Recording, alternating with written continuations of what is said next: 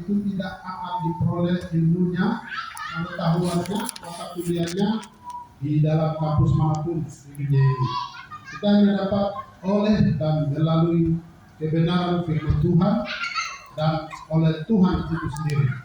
Bapak Ibu jemaat yang dikasihi Kristus, ciri-ciri orang-orang yang berhikmat itu tentu akan berbeda dengan orang-orang lain. Mereka itu identik sikapnya, kehidupannya itu pendamai, ramah, penurut, belas kasihan, tidak memihak, tidak munafik. Dia adalah orang-orang yang selaras kehidupannya, pikirannya dengan Allah, pencipta langit bumi. Dan itu pasti orang yang memiliki hikmat besar dan hikmat yang bersumber atau berasal dari Tuhan. Bapak Ibu jemaat yang dikasihi Kristus, kita kenal banyak orang dalam Alkitab, mulai dari Perjanjian Lama, ada orang-orang yang hikmat dan mereka luar biasa berhasil. Raja Salomo misalnya. Salomo berarti damai, seorang putra Raja Daud yang kemudian menjadi raja ketiga kerajaan Israel setelah Saul dan Daud ayahnya. Ibunya bernama Betseba. Dia membangun bait Allah pada tahun 480 sesudah orang Israel keluar dari tanah Mesir ke Kanaan. Dia dikenal dan terkenal dalam sejarah manusia saat itu sampai saat ini orang yang paling berhikmat.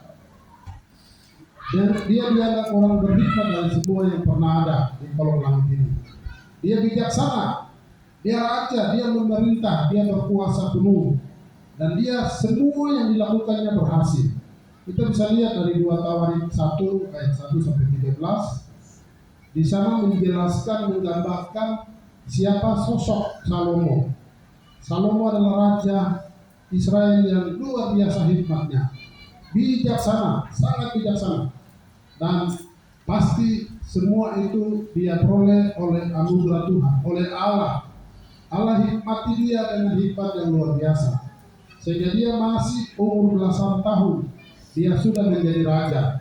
Mungkin umurnya remaja atau pemuda, masih sangat muda, tapi dia diberikan hikmat oleh Allah, sehingga ia menuruti semua perintah Allah. Dia taat, dia dengar, dan karena itu Allah senang kepada Salomo.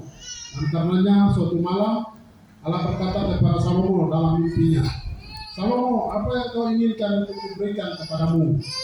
Kata Salomo, Tuhan Allahku, aku masih sangat muda dan aku tidak tahu bagaimana harus memerintah.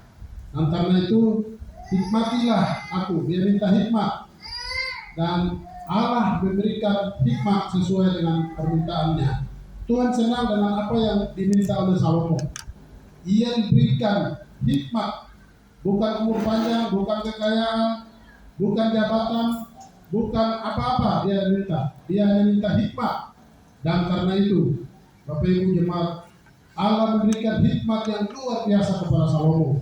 Hikmat itu dia pakai untuk memimpin dirinya, keluarganya, dan terutama bangsanya, sehingga dia luar biasa berhasil, bukan karena ilmu lain, bukan karena dia berprestasi, bukan karena apa-apa, tapi karena hikmat. Dia minta hikmat dan Tuhan beri dia hikmat. Bapak Ibu yang dikasihi Kristus, contoh lain, Musa adalah pemimpin dari bangsa Israel. Dia adalah orang yang hebat yang dipilih Tuhan, dan Allah memilih Musa untuk memimpin, bukan untuk karena kecakapan atau kepentingan lain, tapi ada maksud Allah yang kekal untuk menolong umatnya, umat Israel untuk keluar dari Mesir ke Kanaan. Musa adalah seorang pemimpin dan nabi orang Israel. Dia memiliki tugas untuk bawa orang Israel keluar dari Mesir ke Kanaan, dan untuk memenuhi janji Allah, untuk mengantar bangsa besar yang kelakuannya, karakternya macam-macam. Musa diberikan hikmat oleh Tuhan, dan banyak tanda, banyak mujizat yang menyertai Musa dalam kepemimpinan dalam perjalanan dari Mesir ke Kanaan. Kita semua tahu tongkat, tangan yang bisa memancarkan cahaya, ada belalang, ada kutu, ada katak, ada darah, ada banjir besar, ada laut yang terbelah, dan di Gunung Sinai. Banyak cerita dalam perjalanan bangsa Israel yang dipimpin oleh Musa. Musa menerima pengetahuan hikmat panggilan tersebut di sekitar usia 80-an tahun. Dia telah menjadi pemimpin yang hebat. Dia telah berhasil membawa pergi dan banyak tanda mujizat Allah menyertai Musa. Musa sesungguhnya manusia biasa. Dia orang pengembala kambing domba. Dia orang yang biasa-biasa. Tapi ketika umurnya 80-an tahun, beda dengan Yosua, masih umur remaja pemuda dipanggil Tuhan. Musa 80-an sudah dewasa. Dia sudah bekerja, dia beternak. Kalau hari ini kita bilang beternak babi, waktu itu beternak domba, kambing dan seterusnya. Tapi dari kesetiaan pekerjaan, Tuhan melihat hatinya, hidupnya, dan Musa dipanggil untuk menjadi pemimpin. Memimpin bangsa Israel dengan karakter yang macam-macam.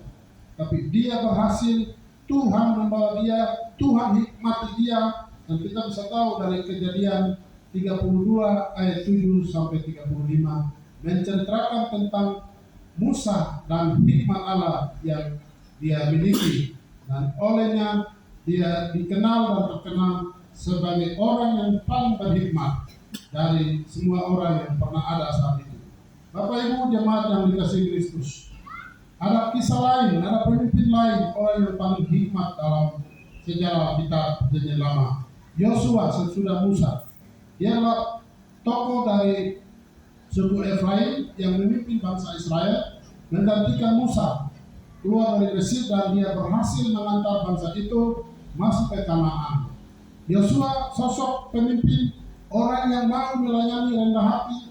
Dia memiliki kesabaran, dia disiplin, dia bekerja keras, dia turut pada semua perintah Allah. Bilangan 13 ayat 16 menjelaskan tentang siapa sosok Yosua, adalah pemimpin yang paling berhikmat, yang Tuhan pilih, Tuhan pakai, Tuhan urapi, sehingga bangsa Israel boleh diantar dengan selamat, sukses sampai ke tujuan akhir, yaitu ke Kanaan. Bapak Ibu jemaat yang dikasihi Kristus, contoh lain dari Alkitab dan yang paling kita kenal adalah Abraham. Abraham adalah bapak orang dari